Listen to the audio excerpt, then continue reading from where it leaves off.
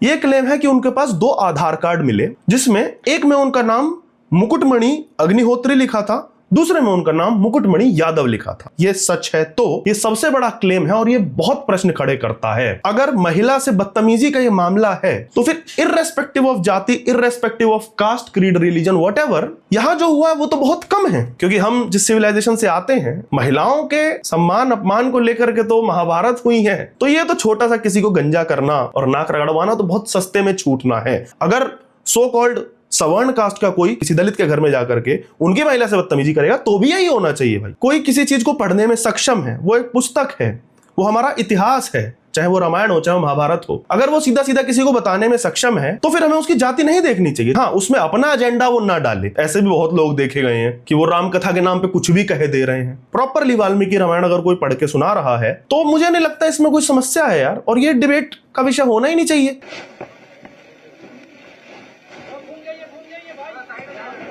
ये लिफाफे में 21-21 हजार रुपए हैं, लेकिन इनको हम लोग पार्टी की तरफ से 51-51 हजार रुपए दे रहे हैं। नमस्ते दोस्तों, राम राम। दोस्तों, आपने जो वीडियो अभी देखी, ये एक सो कॉल्ड धार्मिक कार्य में जब जातिवादी कीड़ा लग जाता है और उसके बाद उस पर जो ओछी और छिछली राजनीति होती है, ये उसका एक उदाहरण मात्र थी। अब ये कीड़ा किसने लगाया है, मतलब मेरा मानना है कि ये कीड़ा तो हिंदू समाज ने, हम लोगों ने लगाया है, लेकिन अब इस पर जो राजनीति होगी उसका मजा जो है हर कोई लेगा। मतलब कहता है ना कि पंजीरी कटेगी सब में बटेगी, तो वैसा सा केस है। इस केस के विषय में आज बात करेंगे। इटावा उत्तर प्रदेश का एक जिला है, वहां पर एक ये केस हुआ है। आपने इसके बारे में मोटा माटी सुन लिया होगा। वही है कि लेयर बाय लेयर इसमें खुले जा रही हैं और बड़ा ही मतलब रोचक और निंदनीय दोनों ही केस है। मैं निंदनीय इसलिए कह रहा हूं क्योंकि इसमें कुछ ऐसी घटनाएं हुई जो जिस तरीके से हुई वो शायद उस तरीके से नहीं होनी चाहिए थी। और मैं रोचक इसलिए कह रहा हूं कि लेयर बाय लेयर जब खुल रही है इस केस की, मतलब कह रहा हूं ना, परतें जब सामने आ रही हैं, नए नए चेहरे सामने आ रहे हैं, तो लग रहा है कि यार जो कुछ हुआ वो शायद उतना छोटा या उतना कम भी नहीं था, शायद इससे बहुत अधिक हो सकता था।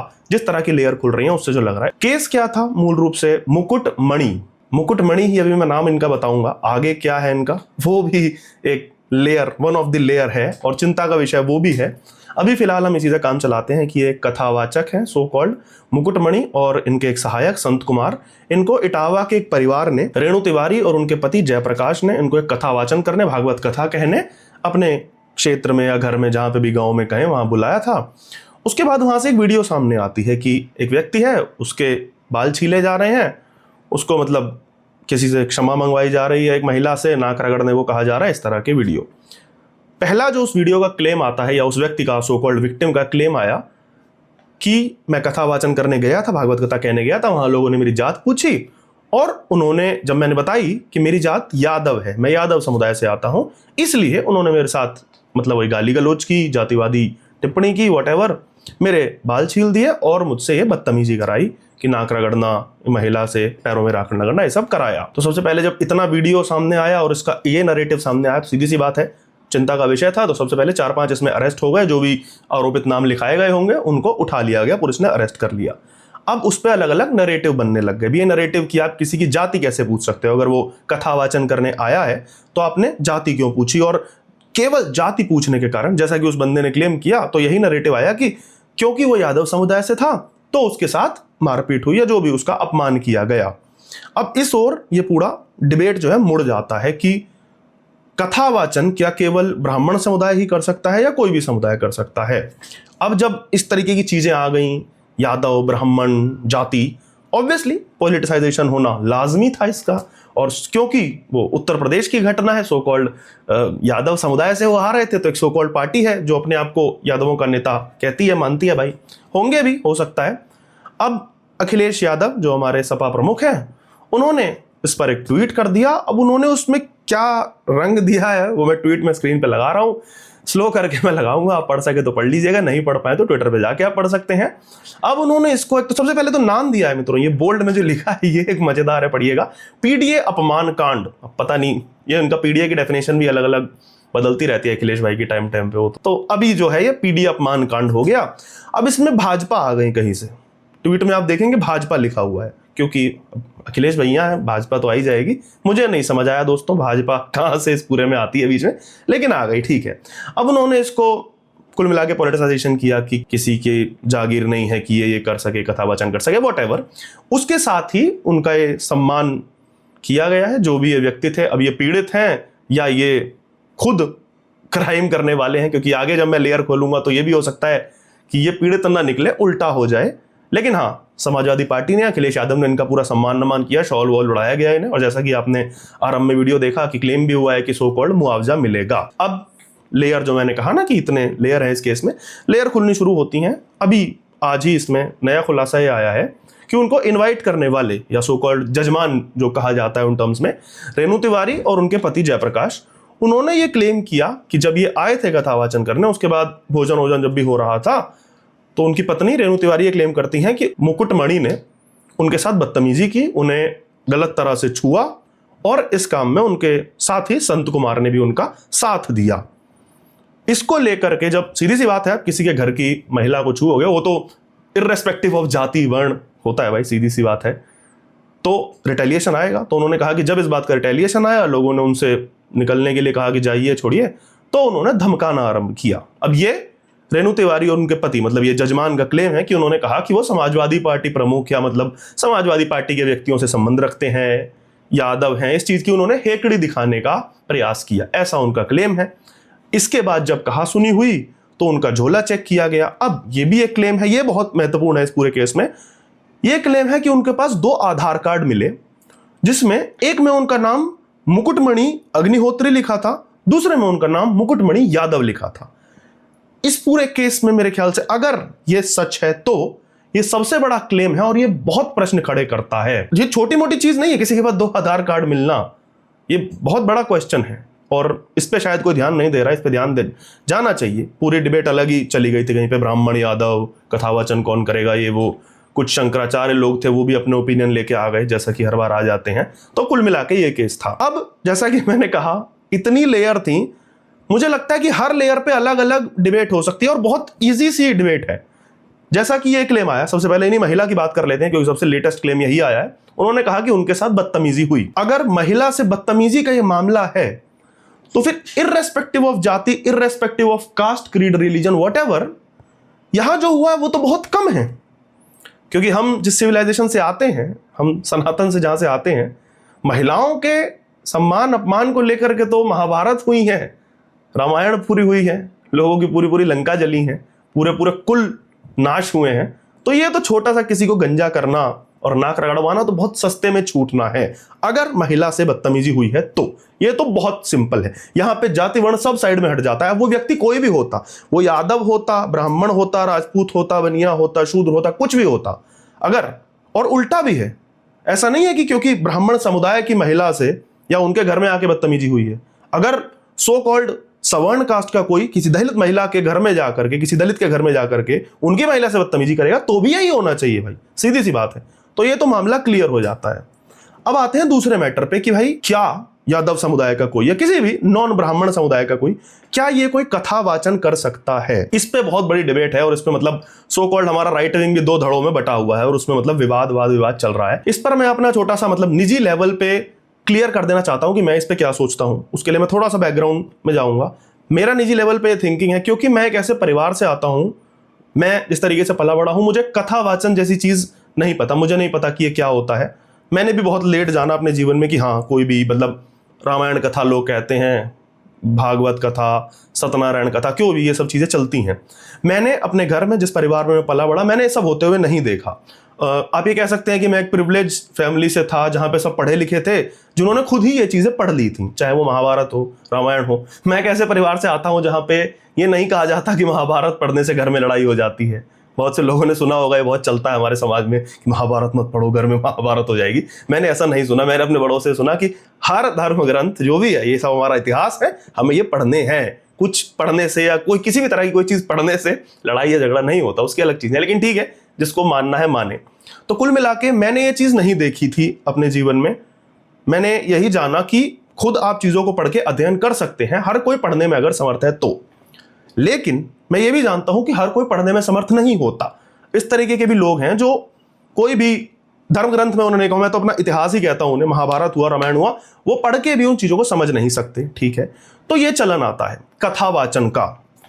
अब इसमें मेरा पर्सनल ओपिनियन ये है कि भाई अगर कोई किसी चीज को पढ़ने में सक्षम है, वो एक पुस्तक है, वो हमारा इतिहास है, चाहे वो रामायण हो चाहे महाभारत हो, अगर कोई व्यक्ति उसे पढ़ने में या समझने में और सही तरह से इंटरप्रेट करने में, वैसे तो इंटरप्रेट करने को उतना कुछ है नहीं, बहुत सीधे सीधे लिखे हुए हैं हमारे धर्म ग्रंथ, हमारा इतिहास, अगर वो सीधा सीधा किसी को बताने में सक्षम है तो फिर हमें उसकी जाति नहीं देखनी चाहिए, चाहे वो किसी भी जात से आता हो, किसी भी वर्ण से आता हो, दलित समाज का हो, राजपूत समाज का हो, ब्राह्मण हो, कोई भी हो, अगर वो पढ़ ले रहा है उसको और उसके बाद बता दे रहा है किसी को सही तरह से, तो हमें ये नहीं सोचना चाहिए। हाँ, उसमें अपना एजेंडा वो ना डाले, पहली चीज। ऐसे भी बहुत लोग देखे गए हैं कि वो राम कथा के नाम पे कुछ भी कहे दे रहे हैं।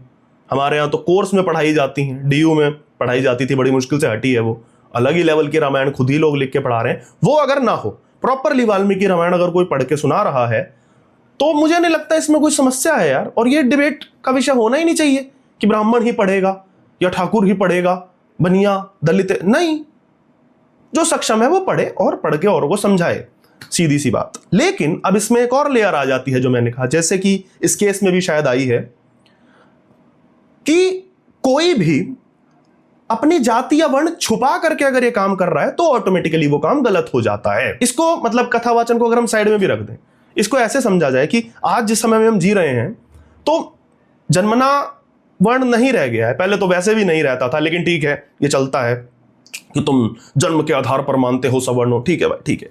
लेकिन आज के समय में ऐसा नहीं है ना। आर्मी में कोई जाता है, वहां पे एक तरीके से सब क्षत्रिय हैं क्योंकि वो देश की रक्षा कर रहे हैं, वहां पे तो कोई नहीं पूछ रहा, वहां पे तिवारी भी हैं, वहां चौहान भी हैं, वहां जाटव भी हैं, वहां बनिए भी हैं, अग्रवाल भी, सब मिलेंगे आपको, तो वहां तो कोई नहीं ये चीज देख रहा। इसी तरह अगर मुझे बिजनेस करना है, मुझे दुकान खोलनी है, तो कोई मुझसे नहीं कहेगा ना, अरे तू तो पुलकित त्यागी है, तू तो त्यागी भूमिहार या ब्राह्मण समाज से आता है, तू ये कैसे कर सकता है, तो वैश्य का काम नहीं हो रहा ना। अगर मैं सक्षम हूं, मेरे पास धन है, तो मैं करूंगा व्यवसाय, मुझे कौन रोक सकता है। तो जब हम इसमें यह चीज नहीं देख रहे तो कथावाचन में क्यों। दूसरी चीज ये वहां आ जाती है, जैसे मैंने कहा, झूठ बोल करके। अगर मैं एक परचून की दुकान खोलता हूं तो मुझे वहां पे कुछ भी पुलकित त्यागी जनरल स्टोर या त्यागी जनरल स्टोर या वॉटएवर, मुझे अपना जाति या वर्ण या जिस भी समुदाय से मैं आता हूं वो बताने में शर्म क्यों होनी चाहिए। मैं सीधा सीधा लिख के करूंगा। मैं अगर मिठाई की दुकान खोलता हूं तो वहां पे मैं अग्रवाल स्वीट नहीं लिखूंगा, क्योंकि अरे यार अग्रवाल स्वीट का तो नाम है, या फिर बीकानेर स्वीट का नाम है, उनके नाम से चला दे। ना ना ना, ये छल हो जाएगा। इसका मतलब मैं लोगों को धोखा दे रहा हूं। मैं अपने नाम से चलाऊं और जो मैं बना रहा हूं, जो भी प्रिपेयर कर रहा हूं, उसको उस स्तर तक लेके जाऊं कि शायद वो अग्रवाल स्वीट को टक्कर दे सके, तो मेरी स्किल है। इसी तरह अगर कोई कथावाचन में सक्षम है, वो किसी भी समुदाय से आता हो, वो अपने आप को उसे ब्राह्मण दिखाने की जरूरत नहीं है। वो बोले ना, यार मैं यादव हूं, आप मेरी स्किल आप देखो ना, क्या मैं पढ़ने में सक्षम हूं, क्या मैं कथावाचन में सक्षम हूं, आप ये देखो और फिर मुझसे सुनो। तो ये अगर चीज सत्य है जो बोला जा रहा है कि उनके पास 2 आधार कार्ड मिले, तो चीजें प्रॉब्लमेटिक हो जाती हैं। और ये तो देखा जाए तो मतलब देश के कानून के हिसाब से भी प्रॉब्लमेटिक है भाई। आप 2 आधार कार्ड कैसे रख सकते हो, कोई भी कैसे रख सकता है। तो ये एक लेयर थी इसमें। अंत में जो निचोड़ इसका, या जो एक लेयर ये वाली जो आ रही है कि अगर वो ये कर रहा था, पहचान छुपा कर रहा था, तो सबसे पहले तो वो कानूनी रूप से गुनहगार है, उस पर कानूनी कार्रवाई होनी चाहिए। 2 आधार कार्ड रखे हैं, लेकिन इसके साथ साथ अगर वो पहचान छिपा कर करने में सक्षम है, वो या कोई भी अगर ऐसा कर रहा है अभी भी, तो क्या उसके पीछे हमारा हिंदू समाज भी जिम्मेदार है? मुझे लगता है कहीं ना कहीं है। और ये कैसे है वो मैं अभी बता देता हूं आगे। उसका मैं रिलेट एक पिछले अपने एक ट्वीट से करूंगा। मैंने कुछ दिनों पहले एक ट्वीट किया था, हालांकि वो इस मैटर पे नहीं था, बिल्कुल अलग मैटर पे था। उस विषय में तो मैंने खैर एक प्रॉपर स्क्रिप्ट लिखी थी, फिर मैंने सोचा कि अब क्या इस पे वीडियो शूट करूं, क्योंकि अब मैंने कहा छोड़ो यार, इतने लोगों को भी आहत करना ठीक नहीं, किसी की भावना है, ठीक है भाई, जुड़ ही रहे। लेकिन ये ट्वीट उस विषय में था जिसमें मैंने लिखा था कि कथावाचक जो होते हैं वो एक नॉर्मल सर्विस प्रोवाइडर या बिजनेसमैन की तरह भी काम करते हैं, और जिसमें कुछ गलत नहीं है। ये मैंने नेगेटिव सेंस में नहीं लिखा है, मैं किसी पे कोई आरोप या कुछ ऐसा नहीं लगा रहा हूं। अगर वो बिजनेस भी कर रहे हैं तो कुछ वो ऐसा नहीं है कि ड्रग्स बेच रहे हैं या कोई नशा बेच रहे हैं, बंदूकें बेच रहे हैं, ना ना ना, नॉर्मल काम कर रहे हैं, नॉर्मल बहुत से लोग कर रहे हैं, जो कि सही चीज है। मैं इसे सर्विस प्रोवाइडर क्यों कह रहा हूं? क्योंकि जो वो करते हैं उनका एक स्किल है, उनको पढ़ना आता है, उनको बोलना आता है, उन्हें कथा कहनी आती है, वो उसको मोनेटाइज कर रहे हैं। हाँ, मोनेटाइज मैं क्यों कह रहा हूं? क्योंकि उन्हें पैसा मिलता है। अब डायरेक्टली मिलता है, इनडायरेक्टली मिलता है, लेकिन मिलता है। डायरेक्टली हो सकता है कि मुझे नहीं पता ये चीज कैसे काम करती है, हो सकता है इनकी कंपनी सेट हो, कंपनी रजिस्टर्ड हो, तो बिल फटता हो, प्रॉपर इनवॉइस आता हो, उस हिसाब से फीस होती हो सबकी। अगर नहीं है तो दान के माध्यम से उनके उस ग्रुप को या आश्रम जो भी है उनको पैसा मिलता है। लेकिन पैसा मिलता है, जो कि कुछ गलत नहीं है। अब कई लोग ये क्लेम करते हैं, किसी भी फलाने के लिए, मैं किसी का नाम नहीं लूंगा, कि ये फलाना जो है ये पैसा नहीं लेते, तुम कैसे कह सकते हो। अरे भाई देखो, सब पैसा लेते हैं और पैसे से ही वो चल रहा है। वो उनके इतने लोग हैं, उन्होंने इतना स्टाफ रखा हुआ है, एक ड्राइवर से लेकर उनकी सिक्योरिटी तक, उनके सेवकों तक, वो लोग सब कैसे खा रहे हैं भाई, रोटी कैसे खा रहे हैं। दान के माध्यम से भी अगर पैसा आ रहा है तो मतलब आ रहा है ना। तो मैं वही कह रहा हूं कि डायरेक्टली या इनडायरेक्टली पैसा उन तक पहुंच रहा है और इसमें कुछ गलत नहीं है। उनके पास स्किल है पढ़ने की, वो कथा सुनाते हैं, पैसा लेते हैं, सिंपल। प्रॉब्लम यहां हो जाती है कि हम लोग, जो मैंने कहा ना हिंदू समाज की क्या दिक्कत है, हम लोग उसमें सेंटी हो जाते हैं। सेंटी इसलिए कि हम उन्हें, मतलब कथावाचक को हम इंसान से 2 पेडेस्टल ऊपर रख के देखने लगते हैं। एक चीज मैं क्लियर कर देता हूं, वैसे बहुत सारे लोगों को होगी, अगर नहीं है तो मित्रों, कथावाचक अलग होता है और ऋषि मुनि, साधु साध्वी, संत, ये अलग होते हैं। कथावाचक ऋषि मुनि या साधु संत नहीं होते। जैसा कि मैंने कहा, वो धर्म के कार्य से जुड़े जरूर हैं, वो कथा कह रहे हैं, लेकिन वो उनसे बहुत अलग हैं। जैसा कि मैंने कहा, काइंड ऑफ बिजनेसमैन है, and not in a bad sense, in a good sense. अब जब हम ये बात मान लेते हैं that they are businessman and in a good sense, तो हम इसमें सेंटी क्यों हो रहे हैं। हम किसी भी बिजनेसमैन से, किसी भी सर्विस प्रोवाइडर से कैसे काम लेते हैं, हम पैसा देते हैं, ठीक है, आप दान के रूप में दे कि हमने इतना डोनेट किया उनके आश्रम में, फिर भी आप एक तरह से सर्विस ले रहे हो ना भाई। आप उनसे कोई भी रामकथा कहलवाते हो, मतलब बहुत सारे लोग आपने इनवाइट किया अपने गांव में, कस्बे में, शहर में, जहां भी, उन्होंने रामकथा कही आके और आपने उसका उन्हें पैसा दिया। इसको लेकर के आप सेंटी क्यों हो, आपने एक सर्विस ली। अब जब आप कोई नॉर्मल सर्विस लेते हो, किसी बिजनेस पर्सन से सर्विस लेते हो, तो आप तो ठोक बजा के पूरा काम करते हो ना। एक छोटी सी चीज, मतलब मैंने ये शर्ट पहन रखी है, ये भी अगर मैं खरीदने जाता हूँ किसी दुकान से, तो यार देखूंगा ना, कपड़ा देखूंगा, उसका कंफर्टेबल कितना है देखूंगा, साइज देखूंगा, सब कुछ चेक करके लेते हो ना, 500 रुपए की, 1000 रुपए की। तो जब आप लाखों रुपए अपने खर्च कर रहे हो, खर्च तो कर रहे हो ना पैसा, चाहे वो धर्म के कार्य में ही कर रहे हो, तो आप उसमें टेस्ट क्यों नहीं कर रहे पहले कि अगर आपको ये चीज इतनी ही मैटर करती थी कि वो यादव हो या ब्राह्मण हो या कोई भी हो, चलो इस केस में मैटर करता है नहीं तो सामने आ जाएगा, मैं मानता हूं ऐसा कोई केस होता है जहां पे लोग हैं, क्योंकि यही डिबेट चल रही है ना कि ब्राह्मण ही कर सकता है कथावाचन।